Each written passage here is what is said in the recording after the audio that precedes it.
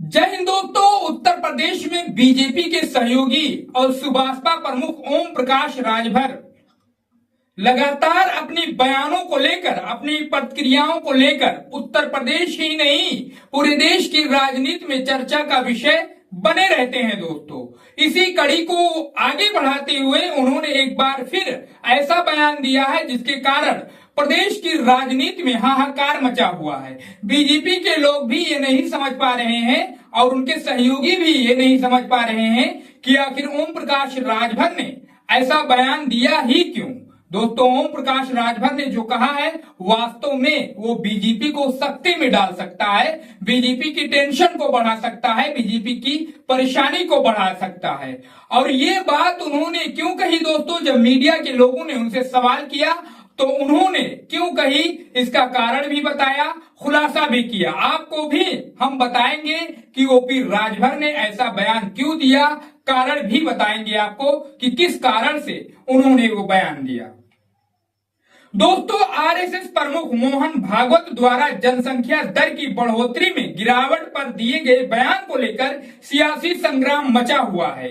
इसी बीच वाराणसी पहुंचे उत्तर प्रदेश सरकार में कैबिनेट मंत्री ओम प्रकाश राजभर ने इस बयान को लेकर अपनी प्रतिक्रिया दी, अपनी राय दी। एबीपी न्यूज से बातचीत के दौरान उन्होंने कहा कि संघ प्रमुख ने जो कुछ भी बयान दिया है वो बिल्कुल सोच समझ कर दिया है और उनकी बात में दम है।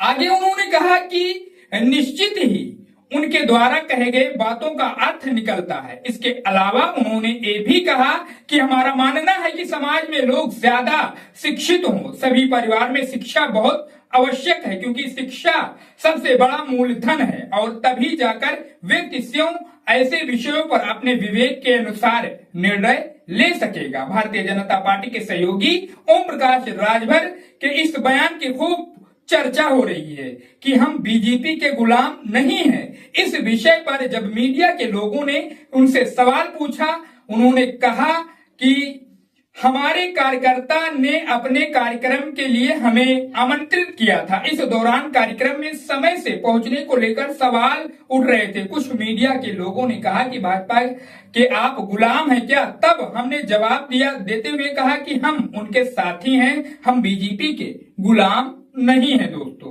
इसके अलावा उन्होंने आंध्र प्रदेश द्वारा स्टेट वक्फ बोर्ड भंग करने पर कहा कि वहां की किन वजहों से स्टेट वक्फ बोर्ड भंग किया गया है ये वहां की सरकार का निर्णय है, लेकिन या तो पूरे देश में वक्फ बोर्ड लागू हो या पूरे देश में खत्म हो। हम भी वक्फ संशोधन के समर्थन में हैं। दिल्ली विधानसभा चुनाव को लेकर जहां एक तरफ आम आदमी पार्टी, भारतीय जनता पार्टी और कांग्रेस ने तैयारी शुरू कर दी है, वहीं एबीपी न्यूज से बातचीत के दौरान ओम प्रकाश राजभर ने कहा कि दिल्ली विधानसभा चुनाव लड़ने की हम भी तैयारी कर रहे हैं। उन्होंने कहा कि हम वहां के कुछ जिलों की कमेटी बना रखी है, वो अगर कहेंगे तो हम वहां पर चुनाव लड़ने के लिए तैयार हैं।